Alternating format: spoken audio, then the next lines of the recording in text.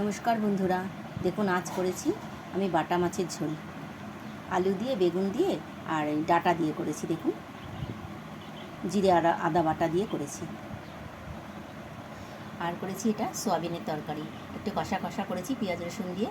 দেখুন, আর এটা দিয়ে না পরোটা খেতেও খুব ভালো লাগবে, পরোটা বা রুটি দারুণ লাগবে খেতে। দেখুন, এটা হচ্ছে সোয়াবিন। এটা করেছি ঝিঙে দিয়ে ঝোল, ঝিঙে আলুর ঝোল করেছি, খুব ভালো লাগবে খেতে। আর এটা কি বললেন তো, এটা হচ্ছে বাদাম বাটা। বাদামটাকে না বাটা হয়েছে, দারুণ লাগে। এই বাদাম বাটা ভাত খেয়ে দেখবেন আপনারা, গরম ভাত দিয়ে দারুণ লাগে। কাঁচা লঙ্কা পেঁয়াজ দিয়ে একটু বেটে খাবেন, দারুণ লাগে, ভাজা বাদাম। আর এটা কি বলুন তো, আপনার আমার প্রেশার অনেক হাই, বুঝেছেন, প্রেশার।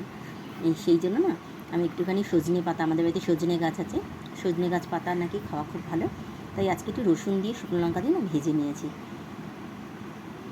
দেখুন কেমন হয়েছে রান্নাটা। তাহলে রান্নাটা কেমন হয়েছে একটু বলবেন, যদি ভালো লেগে থাকে লাইক সাবস্ক্রাইব করবেন। ঠিক আছে, টাটা।